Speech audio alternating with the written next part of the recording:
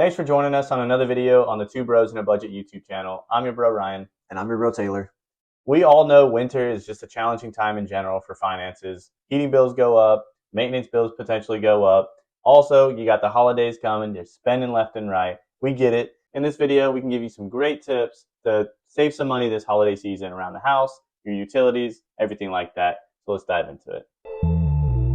Stop wasting money on that dumb shit and instead put it in investment. I know it's tempting. You'll spend it and be broke again. Starting out with number one is one that I'm sure a lot of people want to pay attention to anyway, is just heating efficiency.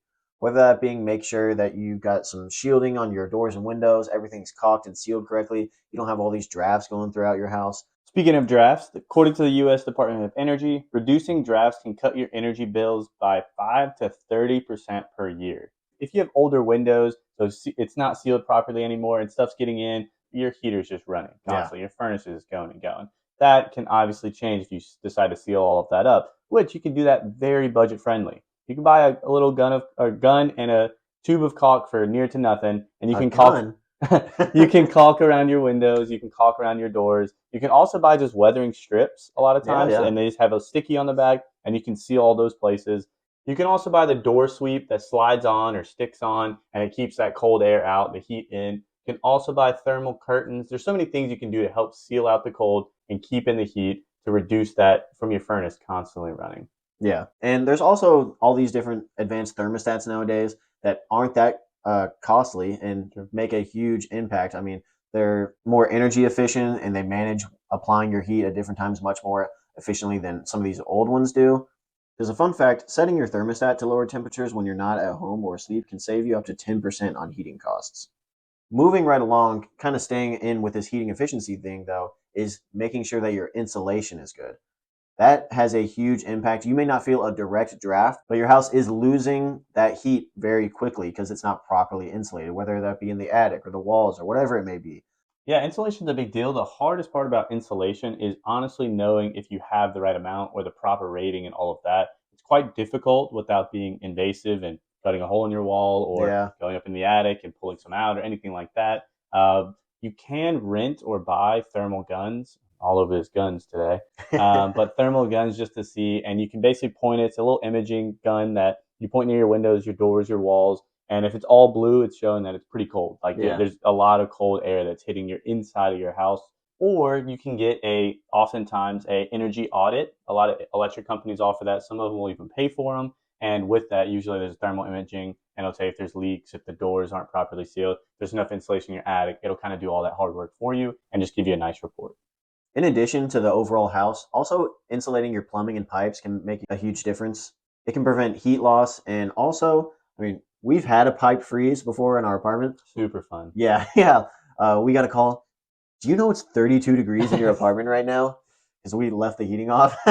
We thought we'd save so much money. We're like, we're going to pull one over on them. Because you see the signs, drip your faucet and keep the thermostat at least 67.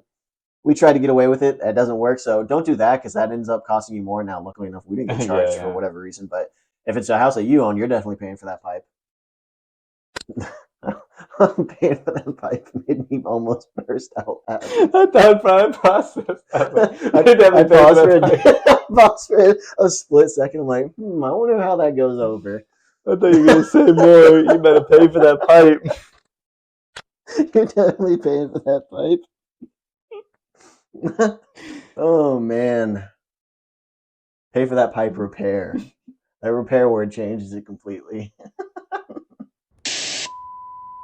Now, a little insulation fun fact. The U.S. Environmental Protection Agency estimates that homeowners can save 15% on heating and cooling costs by properly insulating their homes. Now, rolling into the next one is looking at energy efficient appliances. So when you're looking to replace your appliances, look for Energy Star labeled appliances. They use a certain percentage less amount of energy depending on what you're looking at when it comes to appliances, lighting, and all of that, etc. So these can be costly up front depending on what you're buying in the appliance. But a lot of times, like a dishwasher, a normal dishwasher versus an Energy Star dishwasher really isn't that much different in price. And if you're already looking to buy a dishwasher, it's a good price save. Yeah. Over time, it'll save you money. Big time there. If you're just replacing it, you have a 1-2-year-old dishwasher, like I want an Energy Star, that might not be the right time. But when next time you're up to replace your appliances, just look Energy Star rated. Yeah. And an additional little tip on top of that, I know this is a little bit more work than a lot of people are willing to put in, but unplugging your devices can also help. Just because a lot of devices still do pull some amount of energy even when they're not on or in use. It's often referred to as phantom load. Now, I'm not going to unplug my TV every time I turn off my TV or anything like that. But let's say you're leaving for a big vacation or anything and you want to unplug some appliances, then Make that sure to can unplug the help. refrigerator. Nobody uses that. Yeah. Some of those things don't unplug, obviously. Just kidding. Do not unplug your refrigerator. On top of that, whenever you have the option, of course, try and use natural lighting. Simply open your curtains or blinds. That's what I do at my house because if you got a lot of windows, might as well use them. Now, be aware of privacy and everything. You don't want to be showing too much to your neighbors and everything. But during the middle of the day, it's a great light source and everything. So obviously, you wouldn't have to turn on your lights in that case. Now, one thing that people don't often think about when they think about saving money in the winter is water savings. Because not only water savings can save you on your water bill, but also a lot of times you have your hot water heater heating your water. So if you're using water constantly, it's also going to increase your electric bill a little bit. So one tip would be to install low flow shower heads and faucets. These devices just reduce water usage without sacrificing water pressure at all. Also a big one is to fix any leaks. This one kind of seems obvious. If you have a leak, you'd want to fix it, but a lot of people don't even know they have leaks. So one way to check this is to go out to your yard.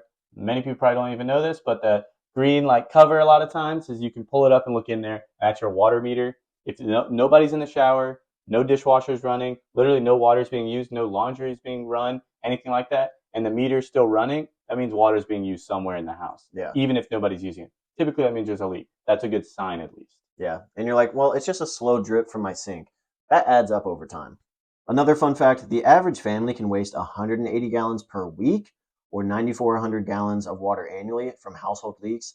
That's equivalent to the amount of water needed to wash more than 300 loads of laundry.